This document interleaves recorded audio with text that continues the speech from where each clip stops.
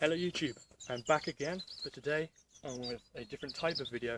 Today I'm going to be talking about my Ford Fiesta Mark 6 and some of the power issues that I've been having with it, and hopefully over through the next few days I'll have the problem sorted, and hopefully I'll be able to help some of you guys with your problems with your Ford Fiesta. So I'll just run you through the problem. About a month ago I noticed on the drive home that my headlights started to dim, and they were dimming irregularly. Sometimes they'd dim on their own, sometimes it would be with acceleration, sometimes it wouldn't be, and I took it as a loose connector.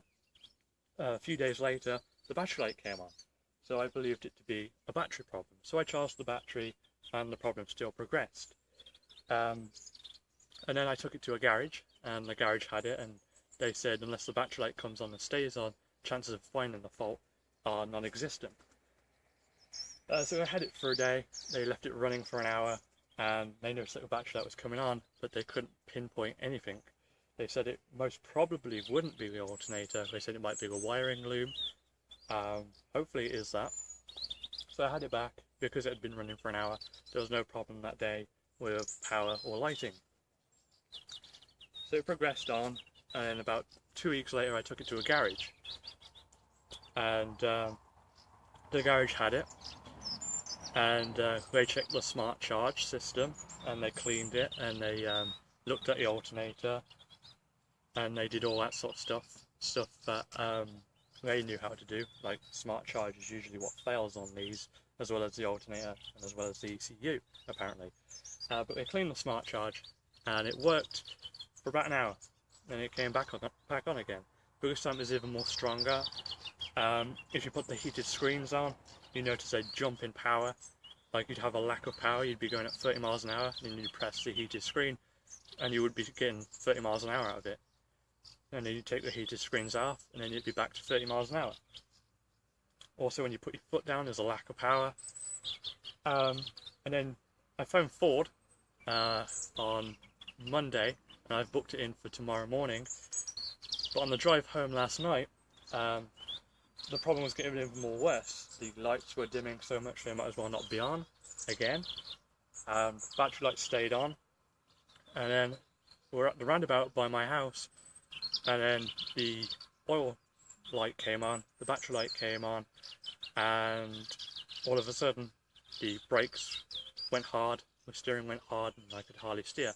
Luckily I was able to stop in time before I hit a curb, because the steering just wouldn't turn.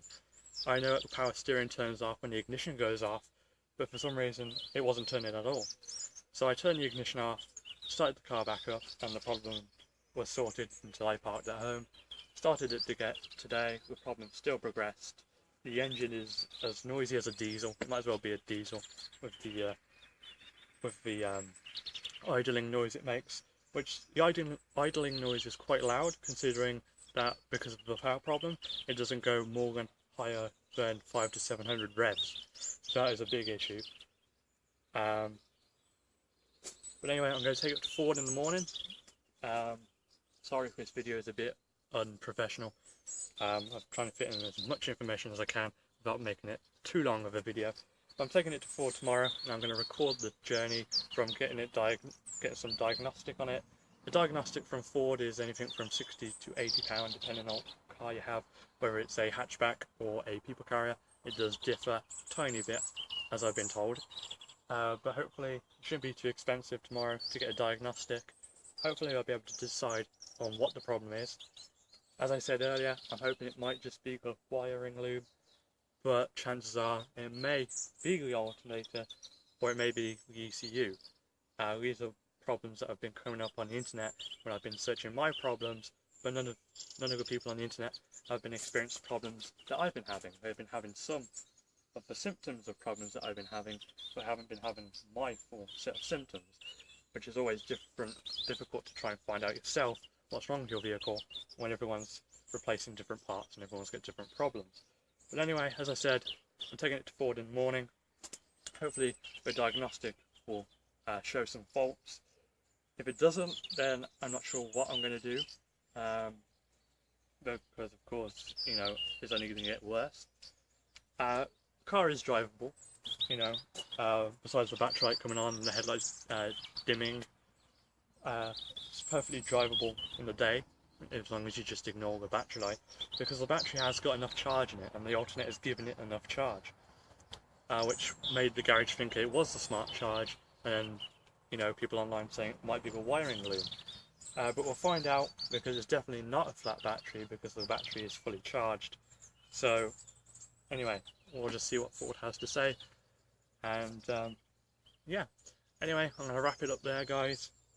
Hopefully this video will help you with your problems, and hopefully tomorrow we'll have a diagnosis and I'll be able to tell you what's wrong with my car, and hopefully it'll help some of you guys out there who are having a similar problem.